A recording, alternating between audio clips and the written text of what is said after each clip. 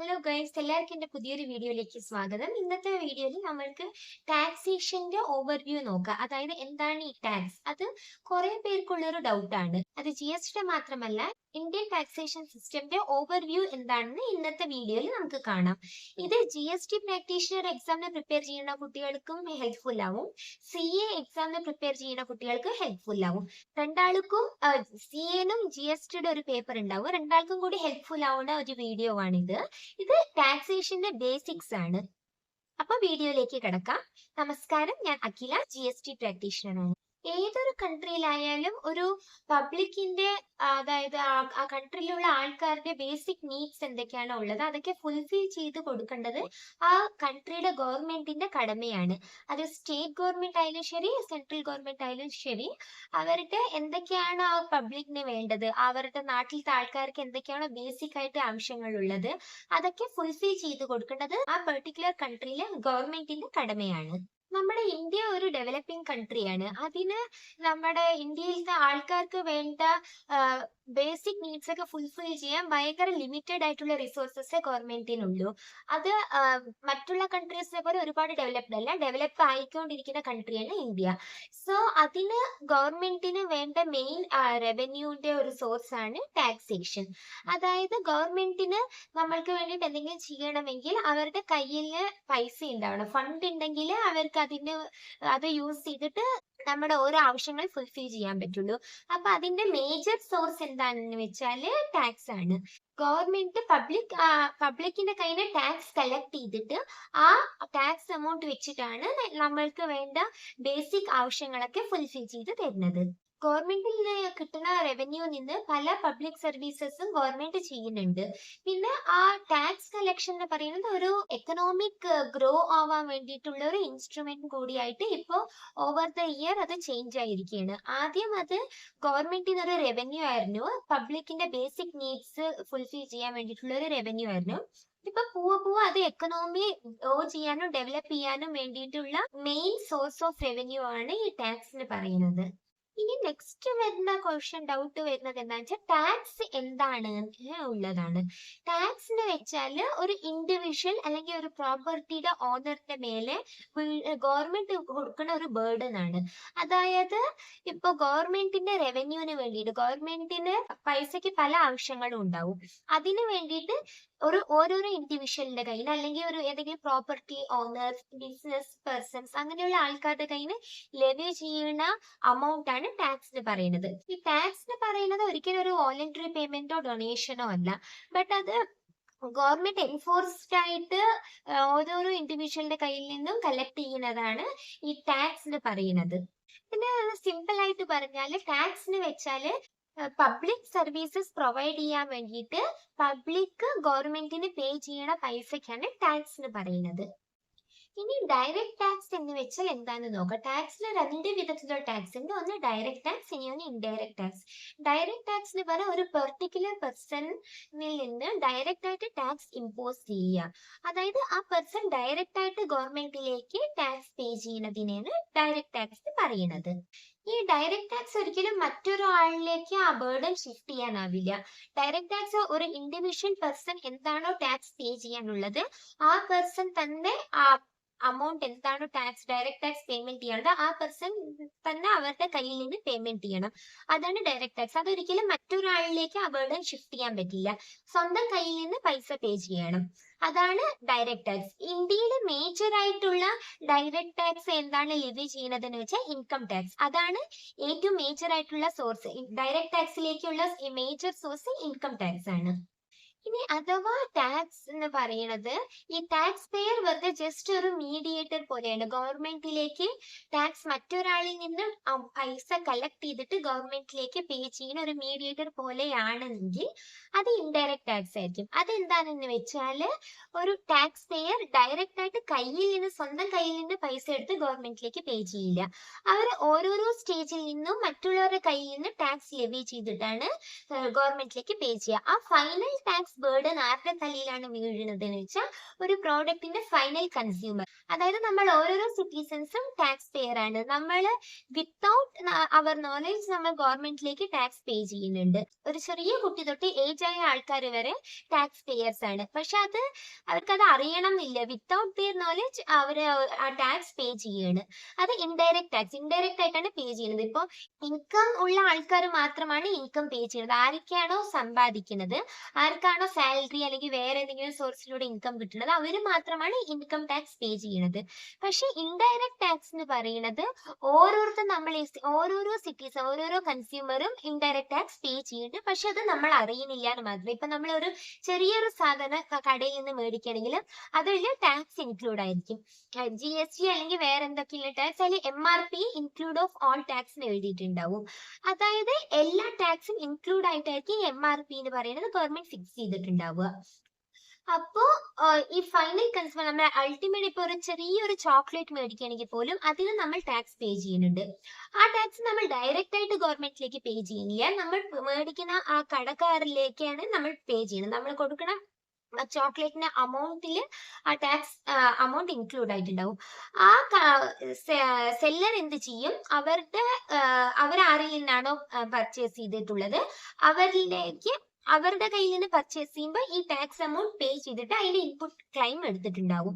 ആ റീറ്റെയിലർ വേറെ ഹോൾസെയിലറുടെ കയ്യിലായിരിക്കും മേടിച്ചിട്ടുണ്ടാവുക. അപ്പൊ മേടിക്കുമ്പോൾ ആ അമൗണ്ട് അവർക്ക് പേ ചെയ്തിട്ട് അതിന്റെ ഇൻപുട്ട് ടാക്സ് ക്ലെയിം ചെയ്തിട്ടുണ്ടാവും.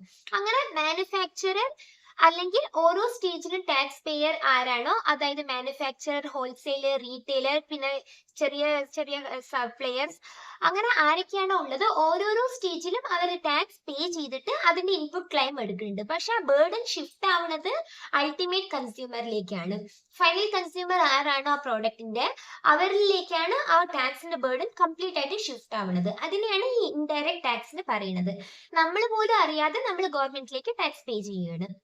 ഈ കൺസ്യൂമർ ആണ് ടാക്സ് പേ ചെയ്യണത് എങ്കിൽ കൂടി ആ ഡയറക്റ്റ് ആയിട്ട് ടാക്സ് പേ ചെയ്യാനുള്ള ലയബിലിറ്റി ഉള്ളത് മാനുഫാക്ചറർ അല്ലെങ്കിൽ ബിസിനസ് പേഴ്സൺ ആരാണോ, ഹോൾസെയിലർ, റീറ്റെയിലർ, ആരൊക്കെയാണോ ബിസിനസ്സിൽ ഇൻവോൾവ് ആയിരിക്കുന്നത് അവരാണ് ടാക്സ് പേ ചെയ്യാൻ ലയബിൾ ആയിട്ടുള്ളത്. ഡയറക്റ്റ് ആയിട്ട് കൺസ്യൂമർ ഒരിക്കലും ഗവൺമെന്റിൽ കൊണ്ടുപോയിട്ട് പൈസ പേ ചെയ്യില്ല. ഇൻഡയറക്റ്റ് ആയിട്ട് നമ്മൾ പർച്ചേസ് ചെയ്യുന്ന പ്രോഡക്റ്റിന്റെ പൈസ അതിന്റെ ഡീലർ ആരൊക്കെയാണോ ഉള്ളത് അവരുടെ മേലെയാണ് അതിന്റെ ലയബിലിറ്റി വീഴുന്നത്. അവർ നമ്മുടെ കയ്യിൽ നിന്ന് കളക്ട് ചെയ്തിട്ട് ഗവൺമെന്റിലേക്ക് പേ ചെയ്യും. സോ അത് അതിന്റെ ബേർഡൻ ഷിഫ്റ്റ് ആവുകയാണ്. ഡയറക്റ്റ് ഇപ്പൊ ഒരു മാനുഫാക്ചറർ കയ്യിൽ നിന്ന് പൈസ എടുത്തിട്ട് ഗവൺമെന്റിന് പേ ചെയ്യില്ല. ആ ടാക്സ് എമൗണ്ട് എന്താണ് അവർ പേ ചെയ്യണത്, അവരത് ഹോൾസെയിലറിലേക്ക് ഷിഫ്റ്റ് ചെയ്യും. ആ ഹോൾസെയിലർ റീറ്റെയിലറിലേക്ക്, റീറ്റെയിലർ വേറെ ആരെങ്കിലും ചെറിയ ബിസിനസ് ഓണർ ഉണ്ടെങ്കിൽ അവരിലേക്ക്, ചെറിയ ബിസിനസ് ഓണർ ആരാണോ ഫൈനൽ കൺസ്യൂമർ ഉള്ളത് അവരിലേക്ക്, അവരുടെ കയ്യിൽ ടാക്സ് കളക്ട് ചെയ്തിട്ട് ആ ടാക്സ് എമൗണ്ട് ആണ് ഫൈനലി ഗവൺമെന്റിന്റെ കയ്യിൽ എത്തുന്നത്. അതാണ് ഈ ഇൻഡയറക്റ്റ് ടാക്സ് എന്ന് പറയുന്നത്. ഈ GST വരുന്നത് ഇൻഡയറക്റ്റ് ടാക്സിലാണ്. GST എന്ന് പറയുന്നത് ഗൂഡ്സ് ആൻഡ് സർവീസസ് ടാക്സ്. അതാണ് GSTയുടെ ഫുൾ ഫോം. നമ്മൾ എന്തെങ്കിലും ഒരു സാധനം ഗൂഡ്സോ അല്ലെങ്കിൽ എന്തെങ്കിലും ഒരു സർവീസസോ മറ്റുള്ളവരുടെ കയ്യിൽ നിന്ന് നമ്മൾ മേടിക്കുകയാണെങ്കിൽ അതിന് നമ്മൾ പേ ചെയ്യുന്ന ടാക്സിനെയാണ് ഈ GST എന്ന് പറയുന്നത്. ഈ ഇൻഡയറക്റ്റ് ടാക്സിന് കൺസംഷൻ ടാക്സ് എന്നൊരു പേരും കൂടി ഉണ്ട്. അതായത് എന്താന്ന് വെച്ചാൽ എല്ലാ ആൾക്കാർക്കും ഈക്വലി ആണ് ഈ ടാക്സ് പേ ചെയ്യേണ്ടത്. ഇൻകം ടാക്സ് എങ്ങനെയാന്ന് വെച്ചാൽ ഹയർ ഇൻകം ഉള്ള ആൾക്കാർ കൂടുതൽ ടാക്സ് പേ ചെയ്യണം, ലോവർ ഇൻകം ഉള്ള ആൾക്കാർ കുറച്ച് ടാക്സ് പേ ചെയ്താൽ മതി. അങ്ങനെയാണ് ഈ ഇൻകം ടാക്സ് വർക്ക് ആവുന്നത്. അവർക്ക് കിട്ടുന്ന ഇൻകമിന്റെ ബേസിലാണ് ടാക്സ് പേ ചെയ്യേണ്ടത്. പക്ഷെ ഇൻഡയറക്റ്റ് ടാക്സ് അങ്ങനെയല്ല. എല്ലാവർക്കും ഇപ്പൊ പാവപ്പെട്ടവർക്കായാലും പൈസക്കാർക്കായാലും എല്ലാവരും ഈക്വൽ എമൗണ്ടിലാണ് ടാക്സ് പേ ചെയ്യേണ്ടത്. ഇപ്പൊ ഒരു പ്രോഡക്റ്റ് നമ്മൾ കടയിൽ നിന്ന് പോയി മേടിക്കുകയാണെങ്കിൽ ആ പ്രോഡക്റ്റിന്റെ വാല്യൂ എന്താണോ ഉള്ളത് അതിൽ സർട്ടൻ പെർസെന്റേജ്, ഇപ്പോ 0%, 12%, 6%, 18%, അങ്ങനെ പല പെർസെന്റേജിലാണ് ഓരോരോ പ്രോഡക്ട്സിന്റെ മേലും ടാക്സ് ലെവി ചെയ്യുന്നത്. അതിൽ എന്താണോ എത്ര പെർസെന്റേജ് ആണോ ഒരു പ്രോഡക്റ്റിന്റെ ടാക്സ് റേറ്റ് അത്ര പെർസെന്റേജ് എല്ലാവരും മസ്റ്റ് ആയിട്ട് പേ ചെയ്യണം. ഒരു അൾട്ടിമേറ്റ് കൺസ്യൂമർ, ഇപ്പൊ ഞാൻ ഈ ഒരു പെൻസിൽ മേടിക്കുകയെന്ന് വെക്കുക, ഈ പെൻസിലിന് ഒരു ടാക്സ് എമൗണ്ട് ഫിക്സ് ആയിട്ടുണ്ടാവും. എത്രയാണോ ആ ടാക്സ് എമൗണ്ട് ഫിക്സ് ആയിട്ടുണ്ടാവും അത്ര പെർസെന്റേജ് ടാക്സ് ഇപ്പൊ ഞാൻ മേടിക്കുകയാണെങ്കിലും അതേ പെർസെന്റേജ് ആണ് ഗവൺമെന്റിന് പേ ചെയ്യേണ്ടത്. അല്ല മറ്റുള്ളവർ മേടിക്കുകയാണെങ്കിൽ അതേ പെർസെന്റ്. ഇപ്പൊ ഒരു പാവപ്പെട്ട ആള് തൊട്ട് ഒരു റിച്ച് പേഴ്സൺ വരെ ആരൊക്കെ ഈ പെൻസിൽ മേടിക്കണോ എല്ലാരും സെയിം എമൗണ്ട് ടാക്സ് ആണ് ഈ പെൻസിലിന്റെ മേലെ പേ ചെയ്യണത്. ഈ ഇൻഡയറക്ട് ടാക്സ് എന്ന് പറയുന്നത് ലെവി ചെയ്യുന്നത് നമ്മൾ എത്രയാണോ കൺസംഷന്റെ മേലെ, നമ്മുടെ കൺസംഷന്റെ മേലെയാണ് അത് ഡിപ്പെൻഡ് ആവുക, അല്ലാണ്ട് നമ്മുടെ ഇൻകമിന്റെ പ്രോപ്പർട്ടിയുടെ മേലെയല്ല.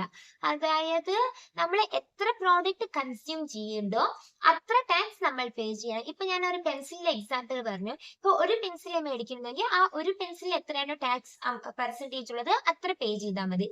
ഇല്ല ഒരു ബോക്സ് മേടിക്കുന്നുണ്ട് അല്ലെങ്കിൽ ഒരു 10 പെൻസിൽ നമ്മൾ മേടിക്കണം, ആ ക്വാണ്ടിറ്റി കൂടുതൽ മേടിക്കുകയാണെങ്കിൽ അത്രയും പെർസെന്റേജ് നമ്മൾ പേ ചെയ്യണം. നമ്മൾ എത്ര പെർസെന്റേജ് എത്ര നമ്മൾ കൺസ്യൂം ചെയ്യുന്നുണ്ടോ നമ്മുടെ കൺസംഷന്റെ മേലെയാണ് നമ്മൾ ടാക്സ് പേ ചെയ്യുന്നത്.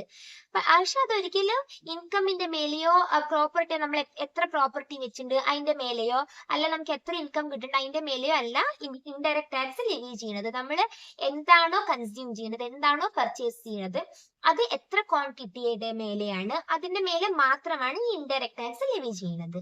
ഇതൊക്കെയാണ് ടാക്സിനെ പറ്റിയിട്ടുള്ള ബേസിക് കാര്യങ്ങൾ. അതായത് ഇൻഡയറക്ട് ടാക്സിനെയും പിന്നെ ഡയറക്ട് ടാക്സിനെയും പറ്റിയിട്ടുള്ള വ്യത്യാസങ്ങളും അതിന്റെ ബേസിക് കാര്യങ്ങളും ഇതൊക്കെയാണ്. നമുക്ക് ഇനി മുമ്പിലേക്കുള്ള വീഡിയോയിൽ ഇതിനെപ്പറ്റി കൂടുതൽ വിശദമായിട്ട് പഠിക്കാം. ഇതിപ്പോ ഒരു ചെറിയൊരു ബേസിക് മാത്രമാണ് ഇന്നത്തെ ക്ലാസ്സിൽ ഞാൻ എടുത്തിരിക്കുന്നത്.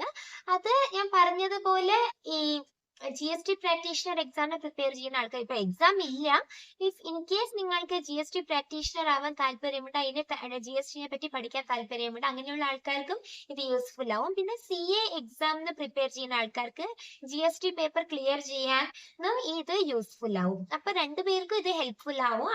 അങ്ങനെയുള്ള ടോപ്പിക്സ് ആണ് ഞാൻ നെക്സ്റ്റ് വരുന്ന വീഡിയോസിൽ കവർ ചെയ്യാൻ പോണത്. അതുകൊണ്ട് ഞാൻ ഇനി ഇതിന്മേലാൽ ഇടുന്ന ഓരോ വീഡിയോസും ശ്രദ്ധിച്ച് ഇനി മുമ്പിലേക്ക് ഞാൻ ഇടാൻ പോണ ഓരോ വീഡിയോസിനെയും ശ്രദ്ധിച്ച് റെഫർ ചെയ്യുക. നിങ്ങൾക്ക് എന്തെങ്കിലും ഇമ്പോർട്ടന്റ് പോയിന്റ്സ് ഉണ്ടെങ്കിൽ അവിടെ തന്നെ നോട്ട് ഡൗൺ ചെയ്യുക. എന്റെ ഇനി നെക്സ്റ്റ് ഇടുന്ന ഓരോരോ വീഡിയോസിന്റെ നിങ്ങൾക്ക് അപ്ഡേറ്റ് നോട്ടിഫിക്കേഷൻസ് കിട്ടാനെങ്കിൽ എന്റെ ചാനൽ സബ്സ്ക്രൈബ് ചെയ്യുക, ബെല്ലൈക്കൺ ക്ലിക്ക് ചെയ്യുക. അപ്പൊ നിങ്ങൾക്ക് ഞാൻ നെക്സ്റ്റ് ഇടുന്ന ഓരോ വീഡിയോന്റെ നോട്ടിഫിക്കേഷൻസ് വരും. നിങ്ങൾക്ക് GSTനെ പറ്റിയിട്ട് എന്തെങ്കിലും കൺസൾട്ടേഷൻ ആവശ്യമുണ്ടെങ്കിൽ, നിങ്ങൾക്ക് പുതിയ GST രജിസ്ട്രേഷൻ എടുക്കണം, അല്ലെങ്കിൽ GST റിട്ടേൺ ഫയൽ ചെയ്യാനോ, അല്ലെങ്കിൽ എന്തെങ്കിലും GSTയെ പറ്റിയിട്ട് എന്തെങ്കിലും ഡൗട്ട് ക്ലിയർ ചെയ്യണം, അങ്ങനെ എന്തെങ്കിലും GST റിലേറ്റഡ് എന്തെങ്കിലും ക്വയറീസ് നിങ്ങൾക്ക് ഉണ്ടെങ്കിൽ ഞാൻ താഴെ എൻ്റെ കോൺടാക്ട് നമ്പർ കൊടുക്കുന്നുണ്ട്, ആ നമ്പറിലേക്ക് വാട്സ്ആപ്പ് ചെയ്യുക. ഞാൻ നിങ്ങളുടെ ക്വയറീസ് എന്താണോ അത് നോക്കിയിട്ട് എനിക്ക് ഫ്രീ ടൈം കിട്ടുമ്പോൾ ഞാൻ ഒരു കൺസൾട്ടേഷൻ ബുക്ക് ചെയ്യും. ആ ടൈമിൽ നിങ്ങൾക്ക് നിങ്ങളുടെ ഡൗട്ട്സ് എന്തൊക്കെയാണോ ഉള്ളത് അതൊക്കെ ഞാൻ ക്ലിയർ ചെയ്ത് തരാം. ഞാൻ ഒരു പുതിയൊരു ചാനൽ കൂടി തുടങ്ങിയിട്ടുണ്ട്. അത് എന്റെ GSTനെ പറ്റിയിട്ടല്ല, എന്റെ കുട്ടികളുടെ വീഡിയോസ് ഷെയർ ചെയ്യാനുള്ളൊരു പ്ലാറ്റ്ഫോം ആണത്. അത് വിക്കി മിക്കി ബ്രദേഴ്സ് എന്നാണ് ആ ചാനലിന്റെ പേര്. നിങ്ങൾക്ക് കാണാൻ താല്പര്യമുള്ളവർ, കുട്ടികളുടെ വീഡിയോസ് ഒക്കെ കാണാൻ താല്പര്യമുള്ളവർ ഇതിന്റെ ചാനലിന്റെ ലിങ്ക് ഞാൻ ഡിസ്ക്രിപ്ഷൻ ബോക്സിൽ കൊടുക്കാം. ഒന്ന് ആ ചാനൽ സബ്സ്ക്രൈബ് ചെയ്യൂ. എന്റെ മക്കളുടെ വീഡിയോസ് ആണ് അതിൽ ഇടുന്നത്. അതിൽ GSTയുമായിട്ട് ഒരു ബന്ധവുമില്ല. കാണാൻ താല്പര്യമുള്ളവർ മാത്രം ആ വീഡിയോ സബ്സ്ക്രൈബ് ചെയ്യാം. പിന്നെ എല്ലാവർക്കും എന്റെ വീഡിയോ ഇഷ്ടപ്പെട്ടെങ്കിൽ ദയവായി ലൈക്ക്, ഷെയർ, സബ്സ്ക്രൈബ് ചെയ്യൂ. Thank you. Bye bye.